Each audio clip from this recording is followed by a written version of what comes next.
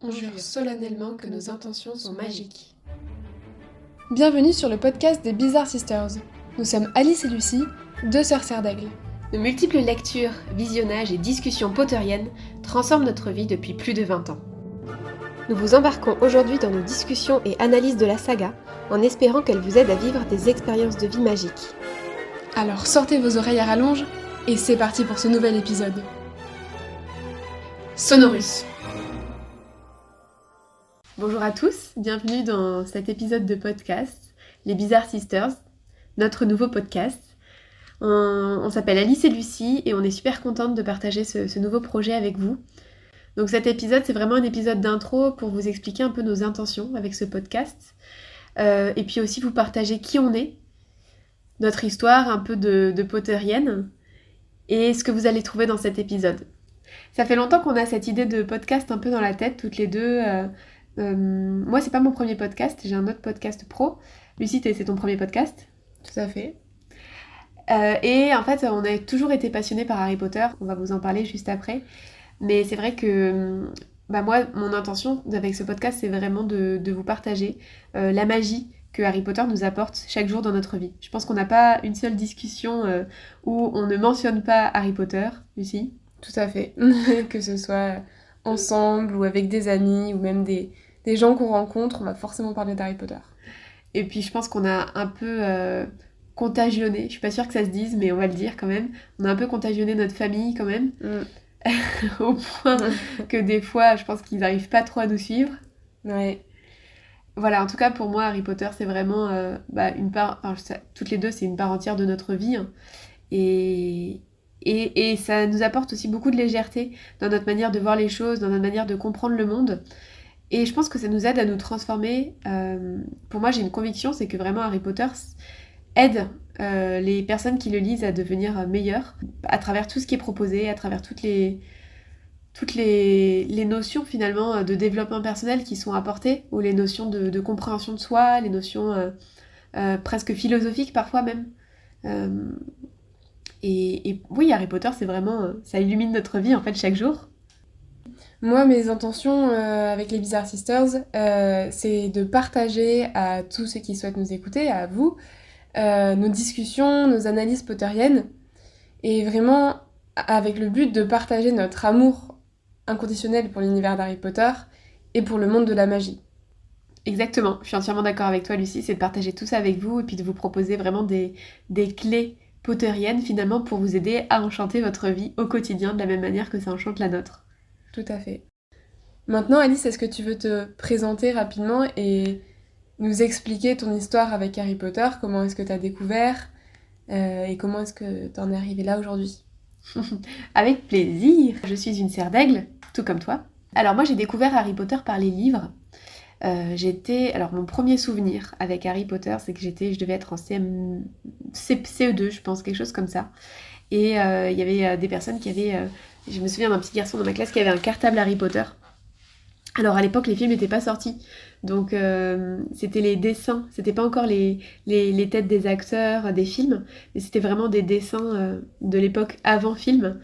Et je me souviens d'avoir entendu parler plusieurs fois d'Harry Potter et d'avoir demandé à ce garçon de ma classe, mais c'est quoi Harry Potter? Ah mais c'est un livre et c'est un petit garçon qui a pas de parents et qui est un sorcier. Et je suis rentrée à la maison et puis j'ai dit à notre mère, j'ai envie de lire Harry Potter, tout le monde parle d'Harry Potter à l'école. Et je me souviens qu'elle a proposé d'aller chercher le livre à la médiathèque. Elle pensait que c'était un truc peut-être un peu américain, un peu bizarre ou quoi. Et je me souviens qu'on a lu ensemble, je devais avoir 7 ans, hein, les premiers chapitres de Harry Potter 1. Et je me souviens avoir pris le livre au moment des lettres qui arrivent de nulle part, le troisième chapitre. Le moment où Harry reçoit des lettres qui par la poste, mais qui ne comprend pas d'où elles viennent, qui viennent en fait de la poste magique. Et d'avoir pris le bouquin et puis d'avoir continué à lire toute seule. Et de jamais vouloir arrêter la lumière finalement le soir, d'avoir toujours envie de lire toujours plus. Voilà, moi c'est un peu mes premiers souvenirs avec Harry Potter, et ça devait être juste quelques mois avant la sortie, je pense, du premier film. Voilà. Et toi, Lucie, est-ce que tu veux nous partager tes premiers souvenirs avec Harry Potter? Je crois que je ne suis pas au courant. Alors, moi, c'est un petit peu différent. J'ai découvert Harry Potter grâce à Alice, notamment, enfin principalement. Étant donné qu'on a 8 ans d'écart, effectivement, je devais être juste née au moment où elle a découvert Harry Potter 1 avec le livre. Donc j'ai toujours baigné dans l'univers d'Harry Potter. On m'a souvent raconté que quand j'étais petite, euh, Alice et ma mère lisaient Harry Potter et que moi j'étais à côté et donc que je disais les mots qui me revenaient, genre Dumbledore, ça me disait quelque chose, donc quand elle le mentionnait, je le rementionnais par la suite. Donc j'ai pas réellement de premier souvenir étant donné que ça remonte à trop loin. En fait, Harry Potter a toujours fait partie de ta vie, quoi. Voilà, c'est ça. Je suis née avec Harry Potter. Du coup, je les ai découverts par les films. Par contre, un de mes premiers souvenirs de partage d'Harry Potter, c'était avec ma meilleure amie en primaire. Et je me rappelle que je lui avais dit c'est trop bien, vas-y, viens chez moi, on va regarder Harry Potter, tout ça. Et elle m'a avoué des années plus tard qu'en fait, elle avait pas du tout envie de regarder ça, que je l'ai un peu forcée. Mais maintenant, c'est une grande fan aussi d'Harry Potter. Donc on était sur le canapé ensemble à regarder Harry Potter 1 et c'est mon premier partage de Harry Potter. Il y a juste le 7 partie 2 que j'ai lu avant de le voir au cinéma. Sinon, ouais, j'ai vu tous les films avant. Ouais, je me souviens qu'on a un peu forcé, on t'a un peu forcé à terminer le livre Ouais. avant d'aller voir le film. Parce que c'est vrai que moi, j'ai toujours trouvé ça magique d'avoir lu les livres avant de voir les films pour se faire ses propres images, son propre imaginaire finalement. Et du coup, t'en as pensé quoi par rapport aux autres? Est-ce que t'as envie de nous partager, est-ce que c'était différent pour toi de voir le dernier film alors que tu connaissais déjà l'histoire? J'avoue que je me rappelle plus exactement parce que je l'ai vu pas longtemps en fait après avoir terminé la lecture. Donc je me rappelle plus exactement, mais c'est vrai que je me suis dit que ça aurait été chouette de les lire quand même avant. Et Lucie, du coup, moi j'ai envie de te demander, aujourd'hui, est-ce que tu peux partager avec nos auditeurs quelle place est-ce que Harry Potter prend dans ta vie au quotidien? Elle est très importante. J'ai énormément de d'objets Harry Potter chez moi, Collectionneuse. collectionneuse. Ça peut être les livres, mais ça tu seras plus capable d'en parler. Ça peut être les baguettes, les peluches Harry Potter, les habits Harry Potter également. Vraiment tout type d'objets. Mais au-delà de ça, c'est plus ouais, une mentalité et... En fait, c'est un mode de fonctionnement, je trouve, Harry Potter. Je saurais pas vraiment l'expliquer. J'ai l'impression qu'il y a un mode Harry Potter activé dans mon cerveau. En primaire, parmi mes amis, on aimait beaucoup Harry Potter. Dans la cour de récré, on jouait à Harry Potter. Moi aussi j'ai fait ça. On avait chacun nos personnages et bon, faut avouer, c'était pas toujours très linéaire. C'est-à-dire que moi, en tant que Ginny, mon frère, c'était Harry. Oula. Enfin bref, on crée un petit peu notre propre monde aussi. Mais il y avait de ça. Et du coup, avec ma meilleure amie avec qui j'ai créé... Enfin, je lui ai fait aimer Harry Potter. Quand on était toutes les deux aussi, on imaginait plein de choses. Et donc, par exemple, dans un endroit où il y avait une petite dalle sur un mur un petit peu séparé du reste, on disait ah oui mais c'est peut-être par là que passent les elfes de maison, peut-être que Dobby il a sa maison qui est de l'autre côté et tout. Et en fait je pense que c'est pour ça que maintenant je me crée un peu des histoires, mais en fait sans m'en rendre compte. Mais je me crée des histoires dans ma tête. En fait, t'as un imaginaire qui est très fertile et particulièrement avec Harry Potter. Voilà. Et du coup, ça m'amène à te poser une question parce que je j'ai pas toutes les informations en fait. Mais est-ce que toi, tu as déjà lu des fanfictions ou est-ce que tu aimes ça? Est-ce que tu en lis aujourd'hui? Non, j'ai jamais lu de fanfiction, je sais pas, ça m'a jamais vraiment attirée. J'ai pas forcément non plus envie d'en écrire. J'aime bien des fois m'imaginer des choses dans ma tête, mais non, la fanfiction, c'est pas quelque chose qui m'attire vraiment. Ok. Et toi? Eh ben moi, oui, j'ai eu ma grosse période de fanfiction, je pense, quand j'étais au collège. Et j'en ai lu énormément. Ah ouais? Ouais, j'en ai lu énormément. Tu savais pas? Non. J'en ai lu beaucoup. C'est tout un monde, hein, mais moi ça m'a passionné de voir comment est-ce qu'à partir d'un univers, en fait, on peut le modeler et créer des histoires à l'infini. Il y a plein de périodes. Moi, ce que j'aimais bien, c'est un peu tout ce qui est période de temps différentes. Donc, par exemple, toute la période des maraudeurs qui n'a pas du tout été développée. La période des enfants de Harry Potter, bon, même si ça a été développé après avec le Cursed Child, l'enfant maudit en français. Mais oui, ou l'époque de Voldemort à Poudlard, ou ce genre de choses. Donc c'est vrai que moi, j'en ai lu beaucoup. Évidemment, ça reste de la fanfiction, mais je trouve que ouais, ça permet de développer son imaginaire et puis de découvrir d'autres scénarios aussi. Et je pense aussi que c'est pour ça que moi, j'ai bien aimé les animaux fantastiques, parce que ça développe aussi une autre période, un autre, finalement une autre facette de l'univers sorcier. Et ouais, voilà, je pense que en aimant bien les fanfictions, pour moi, c'est pas un souci ces extensions à l'univers. Alors, il y a beaucoup de débats dans l'univers des fans. Est-ce que c'est canon? Est-ce que ça fait partie des choses entre guillemets officielles de Harry Potter? Il y a des personnes pour qui juste les 7 livres, c'est tout. Il n'y a rien d'autre au-delà. Il y a des personnes pour qui les animaux fantastiques vont faire partie des choses qui sont officielles, canon. Pour des personnes, tout ce qui va être Harry Potter et l'enfant maudit va l'être ou pas. Pour moi, ça me pose pas de problème parce que je pense que oui, j'ai un esprit qui est assez ouvert aux fanfictions globalement, et donc en fait, ça me pose pas de souci de d'étendre mon esprit sur d'autres parties. Et puis même des fois quand il y a des incohérences, bon, c'est vrai que les incohérences, elles sont quand même, il y en a qui sont quand même un peu grosses, mais bon, non, globalement pour moi c'est ok, ça fait partie de l'univers élargi que j'aime et que j'apprécie, même si j'ai un amour tout particulier pour les 7 livres et les 8 films. Et toi, est-ce que ça fait partie de ton canon ou pas? Plutôt, oui. J'ai beaucoup aimé aussi les animaux fantastiques. Ça permet de découvrir l'univers d'Harry Potter, le monde magique, dans une autre période. Donc il faut pas s'attendre à retrouver les personnages autour de Harry lui-même, parce que c'est une autre époque. Mais je trouve ça chouette, et pareil, l'enfant maudit, c'est une autre façon de voir les choses, et la lire, la pièce, c'est quelque chose, mais la voir, c'est incroyable, et se dire que, Oui, sans parce spoiler, se dire que sur scène, on voit le lac noir, on voit des fantômes sur une scène de théâtre, waouh, c'est incroyable. Oui, parce que ce qu'il faut savoir, c'est qu'on est allé voir Harry Potter et l'enfant maudit à Londres Mm.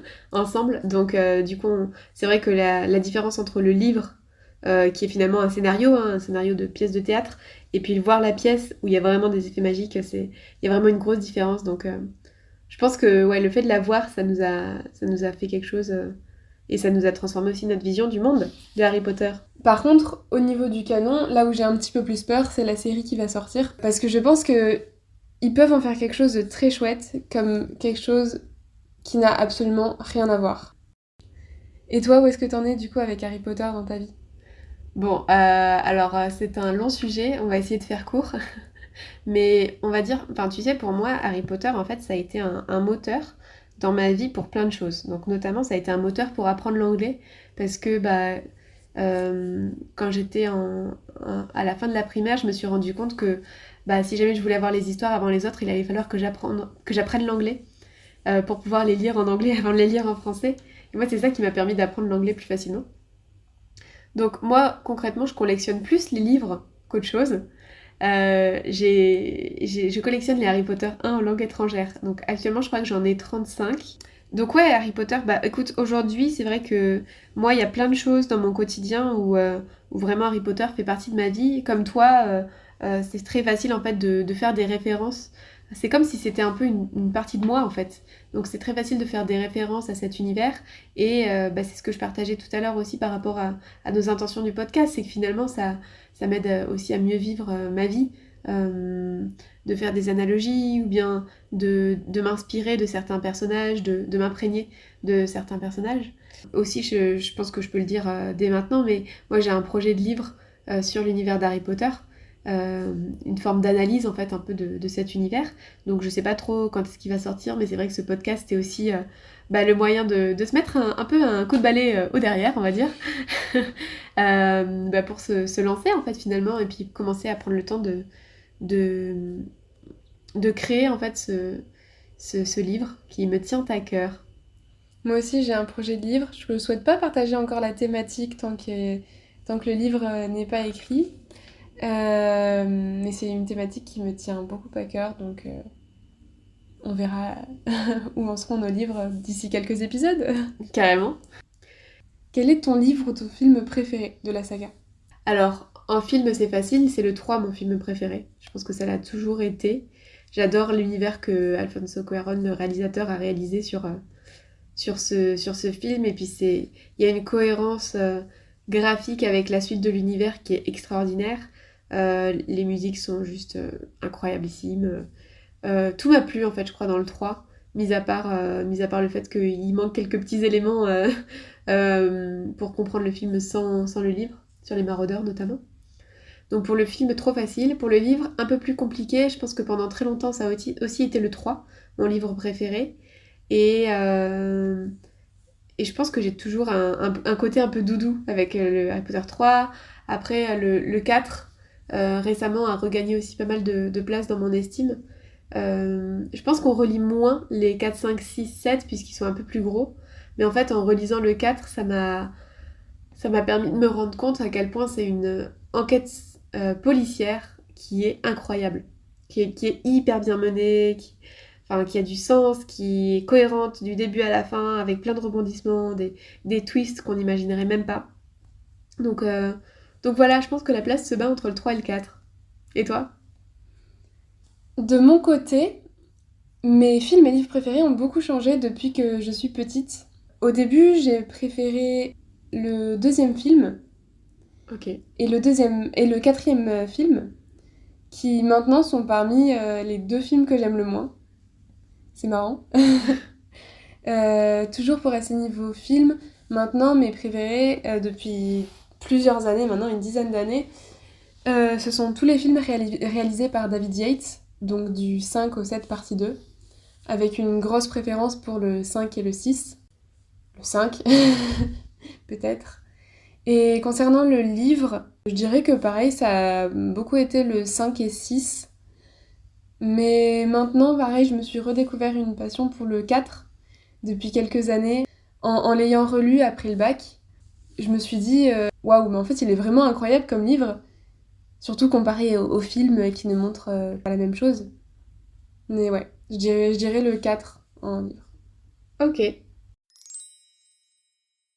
Du coup, je pense que vous nous connaissez un petit peu mieux maintenant sur notre profil un peu de Potterhead, comme on dit dans le langage des fans. Ce qu'on peut vous dire pour résumer un petit peu tout ça, ce que vous allez trouver dans notre podcast, donc c'est des épisodes thématiques avec nos discussions, nos analyses sur différents thèmes de la saga Harry Potter et surtout vous allez retrouver de la passion, Ouais, de beaucoup la... de magie. beaucoup de magie et on espère que des choses positives. Enfin, c'est vraiment ce qu'on souhaite partager, notre amour inconditionnel pour Harry Potter et la façon dont tout ça nous transforme quotidiennement. Vous pourrez nous retrouver sur notre compte Instagram, les Bizarre Sisters. Et Alice, est-ce que tu vas ajouter un mot de la fin? Je suis super contente d'avoir commencé ce projet avec toi. Et puis, on a plein d'idées d'épisodes. Si jamais vous avez des thématiques aussi que vous avez envie qu'on aborde, n'hésitez pas à nous écrire sur notre compte Instagram. Et peut-être que ça nous donnera des idées pour des épisodes. En tout cas, on vous dit à très bientôt pour un nouvel épisode, pour le premier épisode officiel, puisque là, c'était surtout un épisode d'intro. À très vite! Les Bizarre Sisters vous retrouvent prochainement dans un nouvel épisode. Et d'ici là, pensez à illuminer votre vie. Lumos.